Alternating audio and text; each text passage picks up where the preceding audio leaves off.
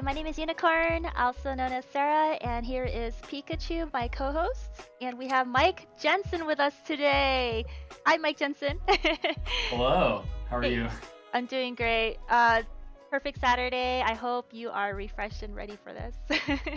Totally refreshed. All right. I actually reached out to Mike Jensen because he is a friend of my husband's and a longtime artist. So I wanted to see what it was like to be a part of that world that he's in. And I saw some of his work and I was just blown away of how well it looks. Like I was drawing on paper and paint, and like his work is just way beyond mine. My stick figures. No, just kidding. So yeah, Mike, tell everybody in chat wants to know who you are. Give us a little bit of like your history and like what were you like when you were younger. Yeah, so hi, my name is Mike Jensen. I've been an artist in the game industry for almost, I would say maybe about 9 years now. Oh wow. I started at Bungie, and I worked there for 4 years, making armor and stuff like that. And then now I'm working at a virtual reality company called Polyarc, and we make a game called Moss, and we're working on Moss 2 now. And then before that, I did art as like a hobby. So. Uh-huh. But like when you were younger, like when did you start noticing that you can just draw like characters and all that? Or like, like when I was young, I was literally drawing like coloring inside the coloring book lines of the pictures, making sure my crayon doesn't go off the line and try to learn how to blend and stuff. I did plenty of that. Yeah. I don't know. I kind of just, I would always have like printer paper and some crayons or some pencils, and I would just draw stuff. Like I would draw a lot of Ninja Turtle stuff because it's what I liked, and I would just show my mom, and my mom would be like, "Oh, it's so good," even though it was probably terrible. But she was just so encouraging that I kept doing it, and yeah, I drew for a long time, and I don't think I really ever got too good at like the drawing portion of it until recently. But I like started watching Dragon Ball, and then I would just draw Goku all the time or Vegeta, and like never. It's the only thing I would draw for like a couple years. So yeah. Yeah. So yeah, one of my friends so, like introduced me to Dragon Ball a long time ago. Like it used to be on VHS, it was recorded, and so he let me borrow his tapes, and that's how I got into animation, like Japanese anime. Yeah. And was it dubbed or was it subbed? It was not dubbed. It was all okay. Japanese, and I think there was English subtitles. I can't remember. It was so long ago, but I was just like, "Whoa, this is so cool," I think at Andrew Lamb's house, I think it's maybe the first time I saw Dragon Ball, which I think we both of our friends, Andrew Lamb, and he had subs, but they were like fan subs, and so they just had a ton of cursing in them, and it didn't seem like legit, but it was still really cool. Yeah. So what was it like for you to be like was your family very supportive of you getting into being an artist? Did they want you to be like a doctor or like Yeah, that's a good question. I think both of my parents were super supportive as far as like doing art and like being supportive when I made art and showed them and stuff like that. I didn't really know that it could be a job until like I actually applied at Bungie. Like I didn't think it was something that I was going to do for my career. Oh wow. I just kind of I did it on the side and was kind of like, I don't know, meandering, not really knowing what I was doing with my life. And then I had a friend who I met playing Halo, and we were just both super big Halo fans, and his name is Nate, and he was really into Halo, and we met on the forums, I think the Bungie forums, and we chat there a little bit, and then the Halo 3 beta came out. Yes. And we were just doing matchmaking. I mean, I wasn't playing with him, like I hadn't talked to him in a long time, but it was just doing like matchmaking, and we got matched together online out of like who knows how many people. And so it's like, Nate, is that you? And he's like, Mike? And so we started talking even more then. But he actually was super persistent at like, he really wanted to work at Bungie. And so he was doing a lot of programming stuff and rendering stuff. And he actually got a job there. And then eventually he was just like, Mike, you should apply. And I was like, I don't know. Like, I don't know if I can do this. You know, I just do it for fun. And I applied and I got the job. So but before that, I had no idea that it could be a job at all. It seems so obscure. Like, how do you get into the industry? It seems really difficult. So like at that time, did you have like a degree in art already, or like anything for your background to get like to apply for that position? I dropped out of school. Really? So I was at UW, and I was doing I was in the art program, and yeah, I got the job at Bungie, and so I just dropped out and never went back. But I didn't have a degree or anything like that, but I had a portfolio. And I think that's probably the number one thing that everybody, like if you're trying to get into the gaming industry, you need to have a portfolio. You gotta have a portfolio. Like, what's in your portfolio then?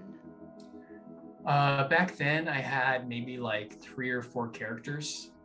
I didn't have a ton, but I think the stuff that I had in there was good enough to where they wanted, like Bungie wanted to talk to me and wanted to set up an interview. And so I think, yeah, that's kind of like the big thing is you don't, like, for anybody who wants to make art and you're like thinking you need a big portfolio, you don't need a big portfolio. You just need like 1, 2, 3 really good pieces that show that you can do like what they're looking for, and that's really it. So wow. So like when they said, "Hey Mike, we love your work, we want you to be a part of Bungie," like what did you do? I freaked out because I played Halo it's like one of the games I played most out of anything. I definitely freaked out. Although like I was I kind of had to wait a little bit to like hear the news, because I interviewed, and the interview there is pretty crazy. It was like I think 5 or 6 hours. Oh wow. It was basically a full day.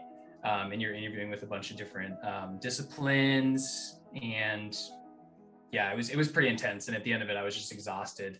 And then I was kind of hoping to hear back in like a week or two. And but the hiring manager went on vacation and wasn't coming back for a while, so I didn't hear for like a month, which was hard to wait on that. But yeah, it was crazy when they finally called and said that I got it.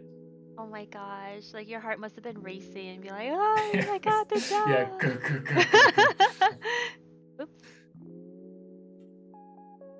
So, like, when you try to create a piece, like, what is your thought process? Like for me, it's like I am really good at mimicking things. Like I have to look at like some kind of like a example of someone else's bomb work, and then I try to put it into my own style. Like when I was in high school, I was actually in AP art class, and that's all we did was like paint, draw, and then just my teacher really wanted us to just be creative and bring out our style, but you know, of course, school appropriate, right? And yeah, it was so much fun, and I really do want to get back into art, but I feel like my issue is lack of motivation. Like I can't get into the mood for it. So like for you, like seeing how wonderful your artwork is like, how do you even come to like, okay, I can do this, like I'm gonna finish it today, you know? Yeah. Oh man, I'm terrible at finishing stuff. I'm trying to get better at it. I think, but motivation is one of the hard things to do. Like, I think usually it just kind of like, for me, I just kind of get the feeling like I want to go and work on this thing, and I'll just do it because I want to, which makes it easy. Like when you actually want to do it and you want to sit down and do it, it makes it so much easier. But there are times when I'm just like, I need to work on this thing, and I'm like trying to finish it by next month or whatever. And it's always the first like 5 minutes when you're sitting down, when you're just like, or at least for me, when I'm just like, I don't want to do this. But then after after 5-10 minutes, I'm totally into it and I just can't stop, and then I'll stay until 4 a.m. and not know where the time went. Oh, and the thing, when you were kind of talking about like looking at other people's work and like, you know, copying other people's work, I did a ton of that, and I still actually do. Oh, okay. Finding reference, and like I don't try to copy other people's like their designs or anything, but I'll look at other people's work and like pick the things that I think are really good out of it and try to mimic those things. So I think, you know, copying people is a really great learning tool. I think so too, because like I really struggled with hands. It's really hard for me to draw hands. I'll always draw them like this, like just a knuckle without the fingers on the side of their body. And you know, everyone's so good at one thing. Like me, I'm really good at eyes. I can draw eyes really well. But then when it comes to like body structure, figure, the contour of their bodies and stuff, I still need to look off of something. So are you to the point where you're at now where you can just draw it just from your mind? You don't even have to look at anything anymore? I can. Some anatomy stuff. I think anatomy takes a long time to learn. I can do some stuff from my mind. Like I can get the basic proportions in there and get the basic muscles in there. But I think like when I'm trying to finish something at the end of the day, I kind of prefer having something to look at. Kind of like the way that you work, because like you can make it from your mind, and then if you look at it and compare it to like some like real, say like a real life picture, it just looks a little bit more generic, I guess. Like some of the anatomy doesn't feel, it feels like real and like it looks correct, but it just doesn't look, I don't know, there's something that's missing. But when you look at photos, you see like all these different intricacies and details that you wouldn't have thought of. And so I'll definitely use reference. I like that word. I'm going to use that from now on. Reference. Reference, yeah. Gotta use reference. Yeah, so I mean, okay. For me, my thought process would be like, I really want to draw like, let's say a Pikachu or something, but I want to make it realistic. And no matter how hard I try, Pikachu still turns out anime-ish. I cannot make it. Like my sister, she's really good at drawing like realistic characters and animals. Like she was able to draw like wolves when she was like 4 or 6, and they were like so detailed. They weren't even stick figure. They literally had like a mane and a tail and fur and eyes. I was like, and I'm sitting here over here with like strong lines and like, you know, like it looks like a cartoon, but it's cute, you know. You guys have different styles. Yeah, we have different styles. So it's really interesting to me that even though like you can try to draw exactly what you're trying to like a wolf, like a real wolf, still have your own style that comes out.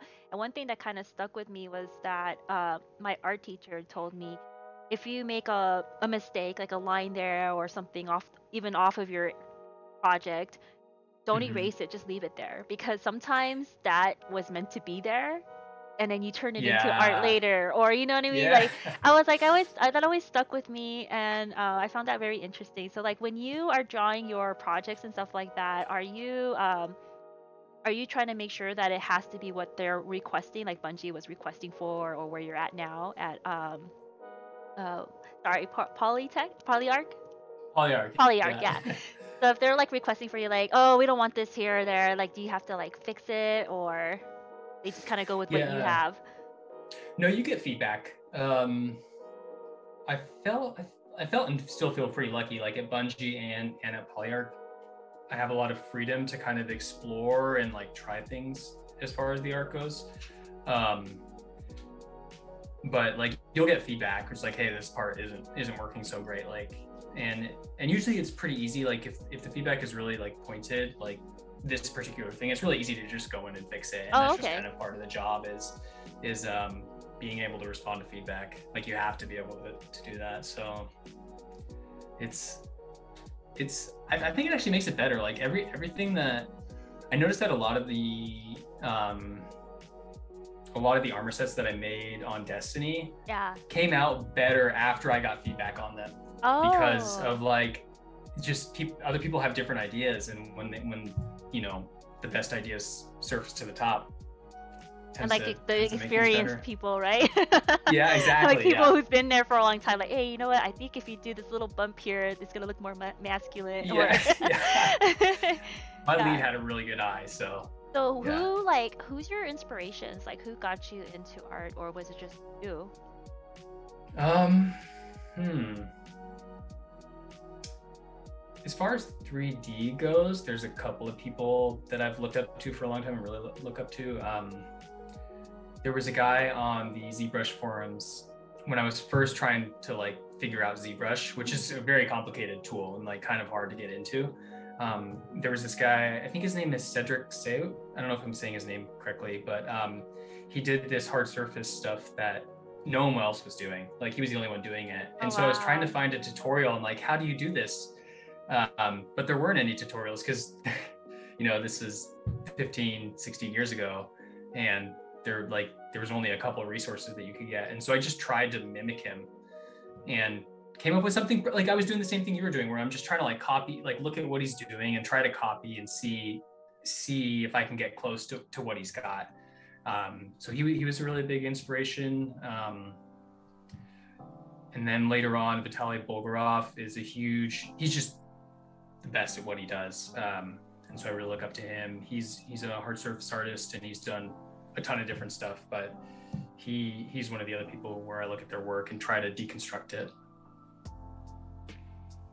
Yeah, that's so cool. Because I feel like since you're like at Bungie, there's like, well, wasn't it? I can't remember if it was you that said it, but not. But like, you had created this whole character, and they're like, okay, we want our Destiny characters to look like this, and then you're just like, I'll show you mine, and then you show them yours, and they're just like, okay, we'll go with yours.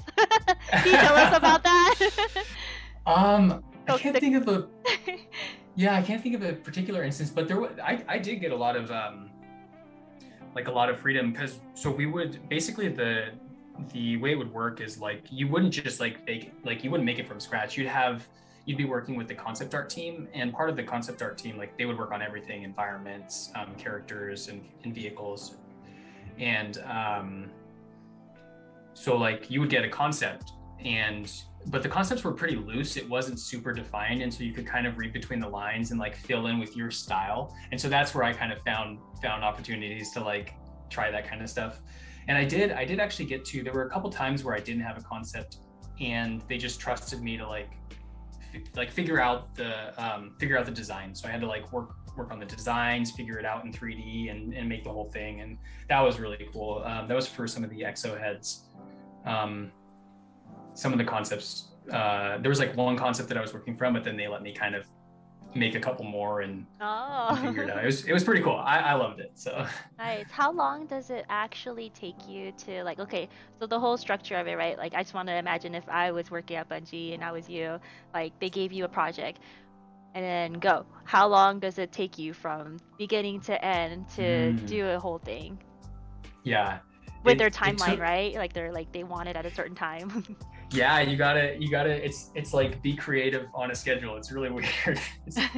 But I think we had, so usually when we were making armor sets, we never actually, when I was there, I never made like a full head to toe armor set. It was usually like three things. So like the helmet, the chest armor, and then the like arm armor. And for those we would have 3 weeks to make. So 3 weeks. And is it just you, or is there like a whole team? Like you create something and then you pass it over to someone else and then they create the rest of it and it goes back to you, or like, I don't know. I'm just kind of no, it's a good question. So we make like all the character artists would make the whole model. Like, so we would take it from the concept, and then when we were done with it, it was a model that could go in game, but it couldn't move. And so that's where we'd have to hand it off to the next person, because we would just make them in these T-pose characters like this, which it's really common in the industry. But then no one, like, you can't really do anything with the character until it has a skeleton. So like someone has to go in, the riggers, they would go in and put bones in the areas. Oh my gosh, really? So you really got to know your anatomy. Yeah. It's and luckily we had templates. Like they had, like if you look at the characters that they made before, you're like, okay, well the elbow kind of goes about here and I need to line up with that, and the wrist goes here. And so there was stuff to work from.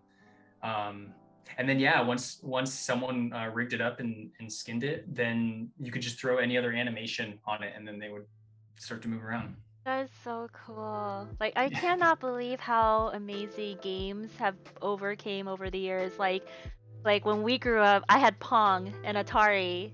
It's like do, you know? And now we have like this beautiful like scenery with characters, and it's crazy. Like now we're getting into virtual reality, which I'm gonna get into with you later. Yeah. Did you play The Last of Us Part 2? Oh no, I didn't. But I saw, like, I'm always looking at all the gaming clips and premieres and like the previews of it, and it looks like it's crazy looking. Like people look so real. Yeah, I know. I was feeling the same way when I was playing it, and just the whole time I was playing it, I would kind of stop paying attention and like look at the wall and be like, even just stuff like the way that they broke in between two walls, where like they just blew up the wall. There was so much detail, and they had like the structural wood, and then they had like the plaster which decayed, and it was just talking about so going good. from Pong to I know, right? where we are now. Yeah. Like, okay, was there a time that Blizzard had reached out to you at all and said, hey, we want you? Or like, why aren't you at World of Warcraft?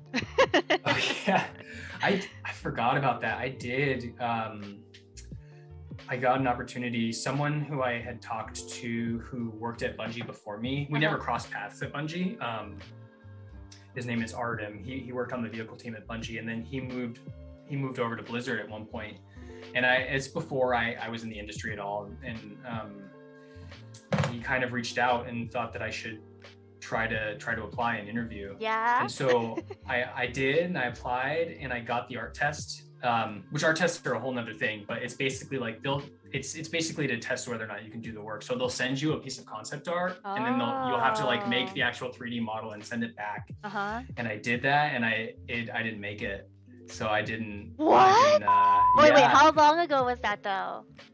That was before I got into the industry, so that must have been maybe, if I had to guess, maybe 12, 13 years ago. Yeah, so was it before Z Pen or ZBrush?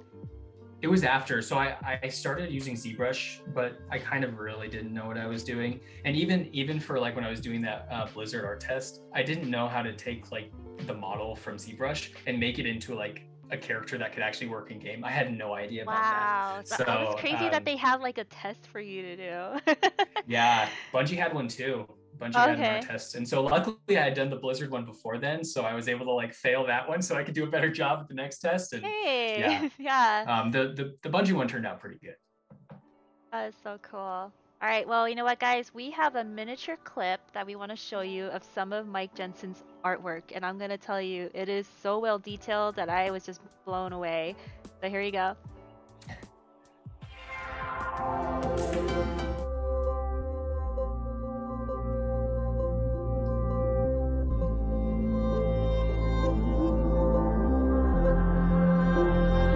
Yeah, the first head, that was...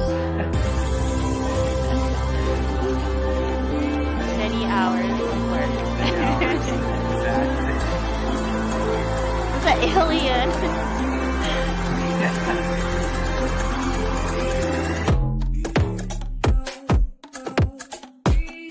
Wow.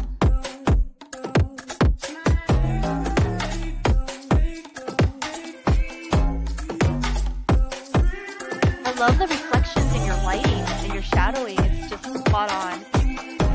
That's all of the Bungie stuff that I made, like that you're seeing now, it's all rendered in a program called eShot. eShot, okay. Yeah, and it was, we had it at Bungie, we had like a single license that we had to share around. But yeah, they have really great lighting and materials and stuff, so if you throw anything in there, it looks pretty real. Wow.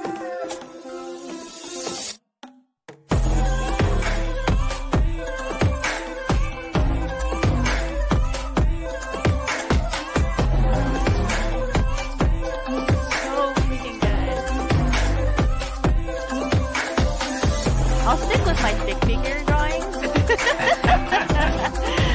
figures are where it's at. But you know what? Oh my god, I gotta tell you something later too. After this video.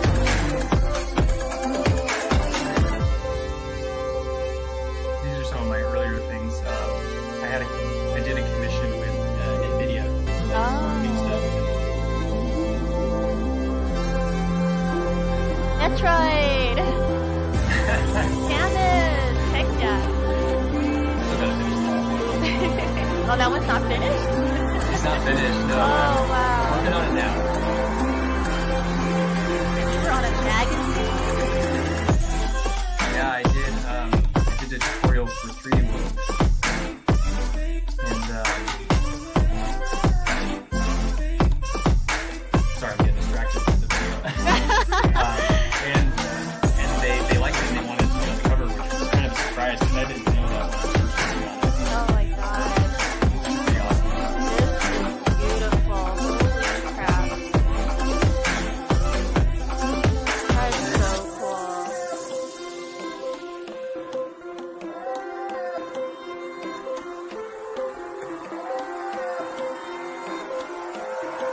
Here's your doggy. Yeah. That's Olive. She's probably waiting outside the door right now. She Olive, wants to can we play. see Olive real quick? Yeah, you can see Olive. See Hold on. Olive? One You guys sec. want to see Olive? I'll be right back. Okay. Straw Hat, thank you for the biddies. I appreciate you.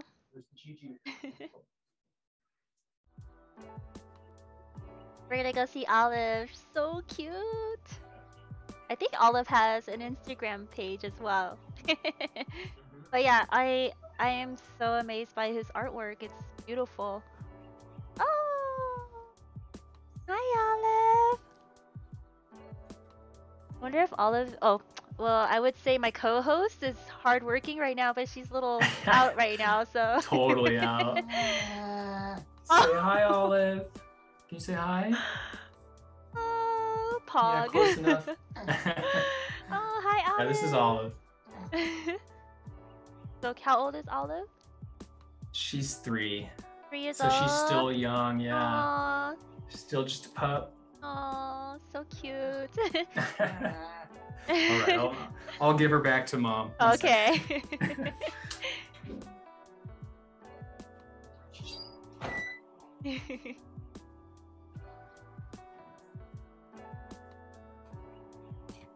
Alright.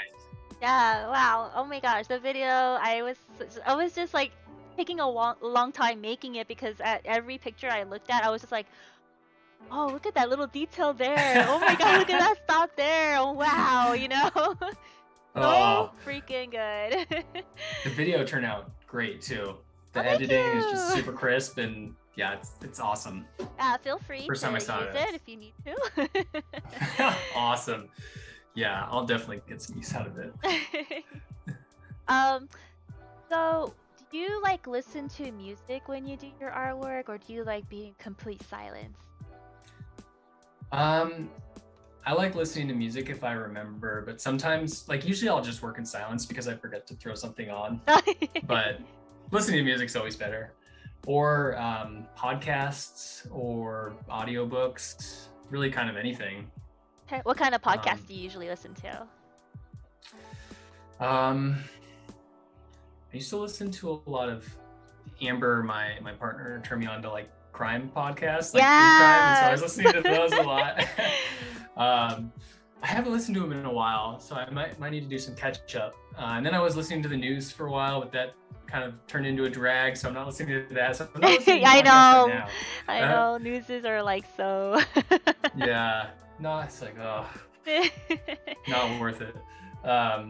So I've been what have I been listening to? I just started the second audiobook of The Girl with the Dragon Tattoo, and I can't remember what the second book is. Oh my god, I saw the But movie for that. It's pretty crazy. The movie was great. Pretty yeah. crazy. Have you read the books? No, my friend told me the book was really good too, but I was just like, it's just how the movie is about, what it's about, it like really like, ugh. Yeah, it's messed up. But it's super messed up. yeah, I heard the book is very different from the movie, like the ending and whatnot. Yeah, I can't remember. I'm on the second book, and I just finished the first book, but I haven't seen the movie in so long, I can't remember the differences. But yeah, it's crazy. I'm enjoying it. Dr. McNuggy says, do you listen to the Wheel of Time audiobook? I haven't. I think I've heard of it. It's a science fiction book, right? I'm not sure either. Oh, never mind. He went to go clean. Back to cleaning. Back to cleaning. I think he when has when us in the background. when you get back, is it a science fiction book? I think I've heard of it. I should give it a listen, Yeah, but I haven't. have you heard of Crime Junkies? Yeah, I I was listening to love Crime Crime Junkies for a Junkies. long time. It's such a good podcast. Oh, he's back. He says it's fantasy and it's now Fantasy. on Amazon Prime. On Amazon Prime. We're... Oh, they're filming. Yeah. Hi, All Fukumi. right. How are you? We are definitely going to be taking some questions from you guys, and he will answer them at the end of the show for sure, because we want to know more, right? And let's see, does Polyarc keep you busy with what they want? Let's say like, oh, that's right, because you're going to start doing like landscapes now instead of characters. Yeah, so just by the nature of like, we're a pretty small art team at Polyarc. We have more artists now, but when we were working on Moss, there was just 4 of us, and just everything that goes into a game, there's so much more landscapes than there are, or we call them environments, than there are characters. And so, and actually, even when I started, a lot of the characters were kind of already made, and so just there's more environment work to do, and so it's kind of what we do.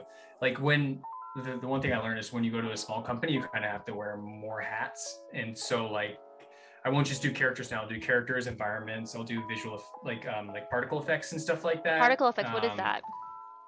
It's like anytime in a game where you see sparks fly. Oh, okay. Or an explosion, which I haven't done any like big explosions or anything like that. I wouldn't know how to do it. But like, or like magic wisps or anything. It's like any small things that are moving around. Okay. Those are particle effects, and so we'll do a lot of that stuff, and like complex material work. So it's really like I've learned a lot since I joined Polyarc, and it's a bunch of different stuff that I hadn't done before. That's so cool. Do they train you? Like, let's say like, if you don't know how to do a certain thing, then they'll be like, oh, here's a class for it. Do they have that available for you, or do you just have to kind of learn on your own? So there was like, if there was an expert there at a certain thing, they would be like, everyone's been more than willing to teach. Like some of the engineers taught me how to do some coding stuff, which I hadn't done before, and would just sit down with me for hours and walk me through it. But for some stuff like particle effects, none of us were really experts, and none of us knew how to do it. So we had to just kind of figure it out as we went. Oh, really? Oh my God. And so you can learn things if you really need to, and there's a time crunch. Is it the same program, the ZenBrush, or? No, so most of that stuff is done in the game engine. And so we use Unreal Engine. I don't know have you heard of Unreal Engine before? Unreal? No. So it's like a pretty common game engine that people use. Fortnite's made in it. It's made by the people who make Fortnite. Oh, okay. Yeah, and they've been making engines for a while. So we use Unreal, and most of the stuff, like the game design and the particle effects and a lot of the stuff happens in the engine. And then from the engine, that's where it turns into a game. Is you like take like everything that's in the engine and in your project, and then you like package it all into a program, and that's the game. So that is so crazy. It's like we see it as like your character, let's say it wants to shoot. Ooh, okay, we just press the button. But for you in the background, like you're the one who creates the character, then it gets passed on over to coding, and then it gets passed on over to like how to make it shoot at that time and do what it's supposed to do in the map that it's in, right? Yeah. It takes a lot of people. Like everybody, everybody comes together to make a game. It's definitely not like a one man thing. Yeah. I wish we would have been able to see like the whole process of it, but you could definitely look it up on YouTube, I'm sure. You can, yeah. There's some people who kind of who are making kind of indie games, and you can they'll make videos on YouTube, and I've watched a lot of that stuff to try and learn more about game design and that. Do you have any suggestions of who to look at or like to look up for, or if I was like I don't know how to use ZenBrush or 3D animation at all, and what would you suggest where I can go and get my resources or learn from it? on YouTube? Oh, to learn ZBrush stuff. Just like 3D design in general. Oh, that's a good question. I don't know if I have someone in particular. Usually when I'm like searching for videos, I'll just like type. Sometimes the hardest thing is finding like which question you want to ask. Yeah, to, that's like, why I'm asking you. It's like it's always the hardest part. But I don't know. I could come up with some people though and send them to you afterwards. Yeah, but, that'd be great. I could add them to the no one comes YouTube to mind channel. right after that. Yeah, totally.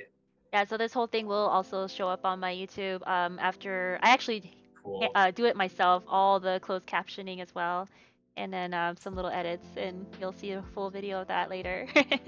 Awesome. I can't wait. I'll send the link to you when I'm done. Cool. I honestly started doing the interviews because I wanted to learn how to communicate better for work purposes and to like build more confidence, because that's one thing I'm working on, and trying to overcome my fear of speaking in front of a large crowd. So Yeah. that's one of my goals. But yeah, okay. If you could have a superpower, what would it be? Are there limits? I don't know. What? Well, I mean, like, it can't, like, maybe, like, the genie's 3 wishes. I don't know. Well, yeah, no, you know what? Anything goes. Anything goes. I've always wondered, like, when you're making your characters, are you, like, saying, like, oh, this character can do this, and this character can't do that? You know what I mean? Yeah, so now, I think I do that now more than I used to. Where, like, I would kind of, before when I was making characters, I would kind of just like go in ZBrush and start noodling, like just sketching until like, and it would always look really bad at first, and then you just keep noodling on it more and more and more, and then all of a sudden it looks pretty good, and then that's kind of the way I would work. But I never thought too much into like the character and what they did and anything. But I've started to do that more now, and it's cool because it like thinking about the character and their backstory can help inform like the visuals of the character. And we did that a lot of work. Like I'd say that's more important at work than my personal stuff. Is like it's just part of the workflow. But it's something I've started to do more on my personal stuff too. So what would your superpower be? Man, pizza I'm on gonna a go snap. pretty basic. Yeah, I'll just say teleporting. It's basic. Ooh, teleporting. It's not bad. It's not a bad power to have. Now, when you teleport, would you be able to go back into the future, or just current? General relativity. No, because I don't want to mess with any of that. Yeah, you know, go back in the I'll future. stay on current timeline. Yeah. Stay on current timeline, but be able to teleport everywhere. That would be fun. Like you can go to Japan, just like that. Just like that. Yep. Have you ever thought of trying to work for like Gundam? Because you're like so well with like the armor structure and designs. No. Are you talking about the TV show or like the animation Gundam, like the robots? Remember, if you ever look in Japan, they have this huge Gundam statue. Oh, I see that. Yeah. You know, that's like your style right there. I was looking at Gundam stuff when I was making the Sky Wings character, which is like it's like the big airplane. Oh, yeah. Yeah, Gundam stuff is so amazing, and so ahead of like the first Gundams that they were designing, were pretty unique and super ahead of their time. Oh yeah, for sure. So like all the weapons too. Like, are you getting into like all the weapon? Like you did the weapon design as well for Destiny, right? No, I didn't do any weapons. Oh. I only worked on characters, and there was another team. They were called the Hard Surface team, and they did all the weapons and all the vehicles. Oh wow. Yeah. So I think it was we kind of had different shared similar skill sets, like working on hard surface stuff, because we were making the armor and they were making the vehicles, and just a lot of the same design ideas go into those things. But I think on the character side, the one thing that we would need to know at least a little bit at Bungie was just some anatomy, and so that was kind of the main difference. So what are you working on now? Like if we're allowed to know, if it's allowed to be shared. It is allowed to be shared. So I've been working in the whole MOS 2 team at Polyarc has been working really hard to get Moss 2 finished and out the door, and so we're getting pretty close. Like it's looking really good, and can't wait to show it to people. But we've been working on Moss 2 for the over 2 years now, I think, and we're gonna try and finish it up by spring. So Moss 2. So how do you spell that? MOSS, just like the stuff you find outside. And it's a game. It's a game. It's a VR game. Virtual reality game. Oh, so you Yep. are getting into virtual reality. How is that going to be Mhm. like? So I've been working in virtual reality for 5 years now. Oh, A little bit wow. over 5 years. Yeah. It's different. It's like it's really cool because like when you're working on a certain thing, like seeing it in 2D is so much different than putting on the headset and like seeing it in front of you. It's a completely different experience. Like one of the things that changes a lot is scale, where like when you're working on a 2D screen and you're working on characters, or even in like traditional games that don't have VR, you can kind of fudge the scale to make it work however you want. So like, you know, a character goes through a door, like let's just make the door bigger so they can run through it easier. So you're not trying to like walk through a 2 foot by however tall it is section and keep getting stuck on the wall. So like you can kind of fudge that stuff in traditional games, but in VR, like the first thing you notice when you put on a headset is like the scale of things. And so if I put in like an apple, like if I made an apple and I made it twice as big, you would instantly recognize that it looked bad, or it looked like something looked off about it, or the scale looked weird. So is your company working with like Oculus? Or do you guys have your own virtual reality equipment? So Moss 1 released on, I think Moss 1 is released on every platform that's been made so far. Well, any platform that has head tracking. So there's kind of two kinds of virtual reality. There's the like Samsung Gear VR, which I think you'd said that you'd tried before. Yeah. Where like, yeah, you pop your cell phone into a thing, yeah, and then it gives you stereo vision. You can look around, and it uses the that's what I to saw. Like, to rotate around. Yeah, it's really cool. Yeah, and it's really. I used to have like a piece of cardboard. I think it was like Google Cardboard. Same thing. It's pretty impressive for just a cell phone and some cardboard to be able to do that. And then there's the head tracked kind of setup, which is like Oculus Quest or the Rift or the PlayStation headset. Yeah, yeah, that's right, PlayStation. And so those are the ones you can move around, and you'll see the world like move against you. Where in the cell phone version, when you move around, the world just follows you, and so it breaks the immersion a little bit. Gotcha. We've released Moss on I think almost every, if not every, platform there is that has head tracking. That is so cool. So what do you do in Moss? Tell us what Moss is. Oh, what is Moss? So Moss is a really cute game. Basically, there's kind of two components to it. There's a mouse in the game called Quill, and she's the hero character, and she's on a quest to save her loved one, her family member.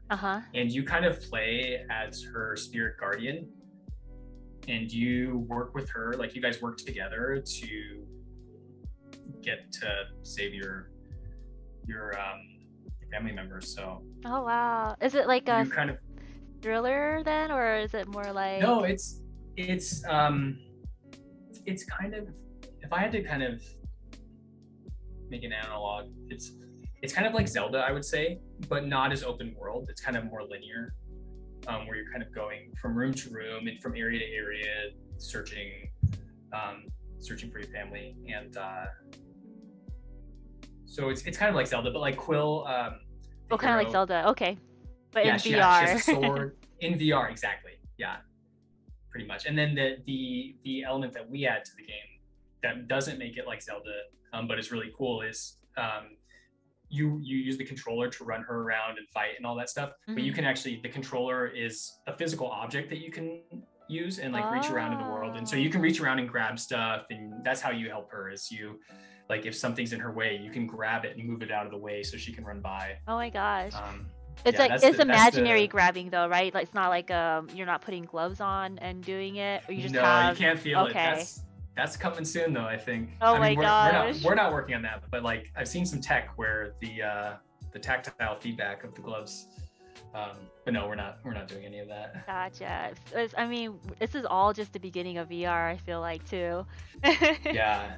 So much that you can do with it. Like, oh, have you ever thought of maybe stepping out of the gaming industry and try to go into more like the health industry, like bodies, anatomies and organs and surgery? Like I've seen that in VR that's coming up soon. Yeah, the like training and stuff for Yeah. surgery. Yeah. Yeah, I haven't thought about it. It's probably a pretty interesting world to be in though. Like completely different.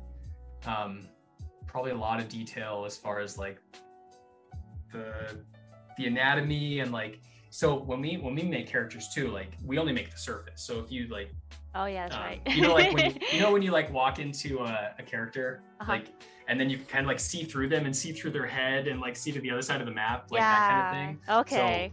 So, but it would be pretty interesting. I bet they would have to make a lot of different layers, like all the way in. So yeah, because like there's muscle, there's cool. Skin, muscle, veins, and blood, and all that. Yeah. That's so cool. So what about NFTs? Are you gonna get into the NFT world? Because you know, like your animation art that we just saw on the short clip, that was amazing. The armor falling down, like. Yeah. What do you think about NFTs? Yeah, we had talked about this before, haven't we?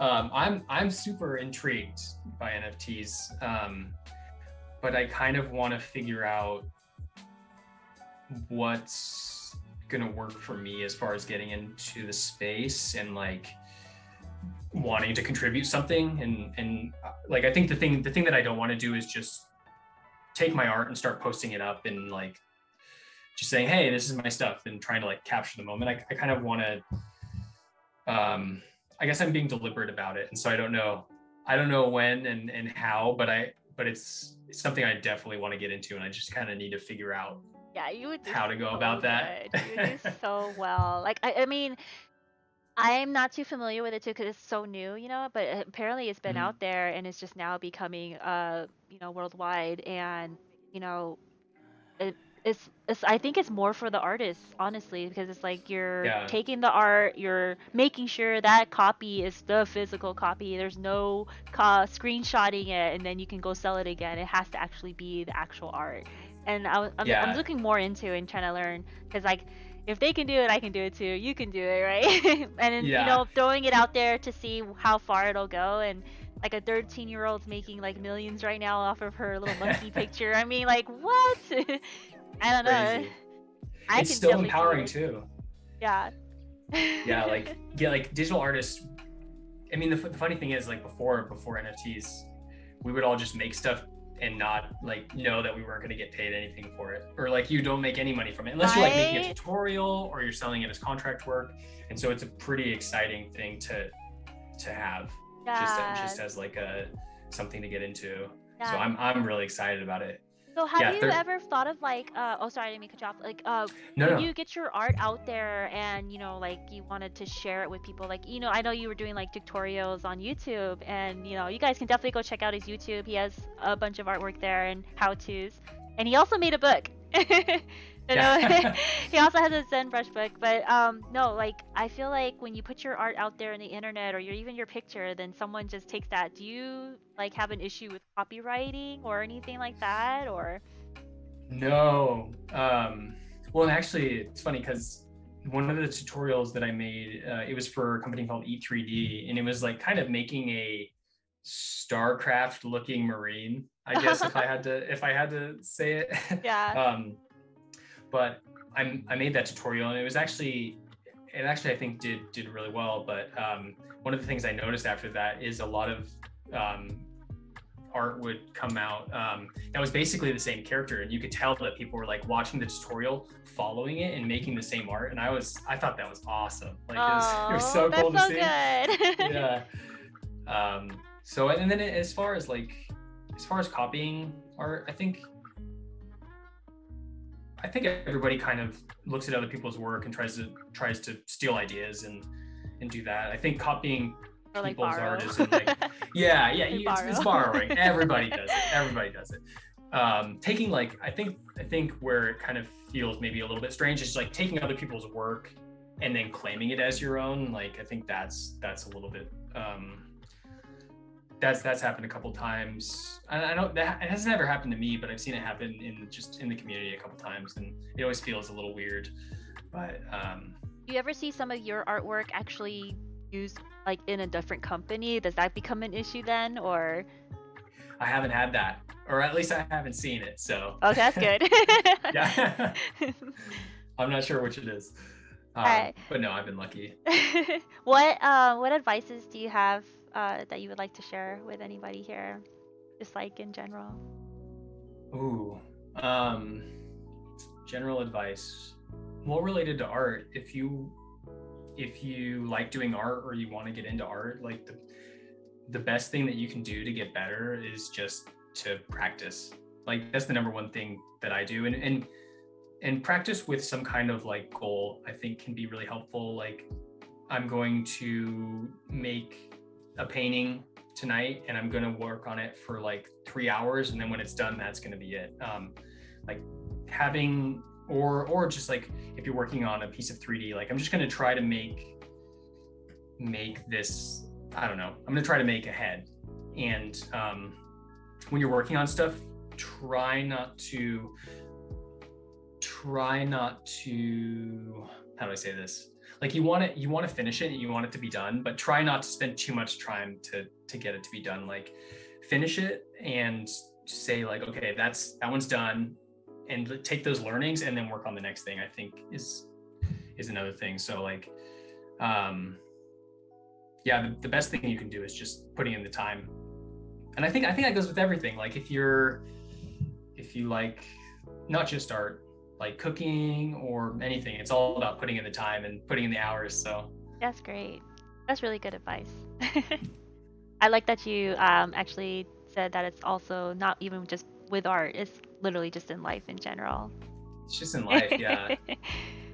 All right, well, Mike, I have one last question for you. What is your favorite food? Pizza. Pizza? Yeah. What kind of pizza? I like Neapolitan pizza. Ooh, okay. What's a Neapolitan pizza? Please explain. Neapolitan pizza is pizza that originated in Naples, Italy, and so it's basically Italian style pizza. The real but pizza. It's a little bit, it's the real pizza. Yeah, and it's a little bit different than American pizza, like Domino's. There's no like oil in the crust, and it's a little bit thinner, and yeah, you should try it. It's great. It sounds like there's a lot of layers too, just like in art. Yeah. Usually it's pretty simple. It's just like the dough, the sauce, cheese, and then like one ingredient. So it's great. I think you'd really like it. That's awesome. I will check out I can't even see the name of the book. Wheel of Time. I'm gonna check it out. Check out Wheel of Time. Yeah, the audiobook. Gonna check it out, Dr. McNuggies. Oh, there you go. Like, also, are you thinking about maybe possibly putting more tutorials out there, or get back into Twitch streaming? I saw you once. Yeah. I think I've streamed twice. That's it. I don't know about the streaming, but I do want to make tutorials. I'm gonna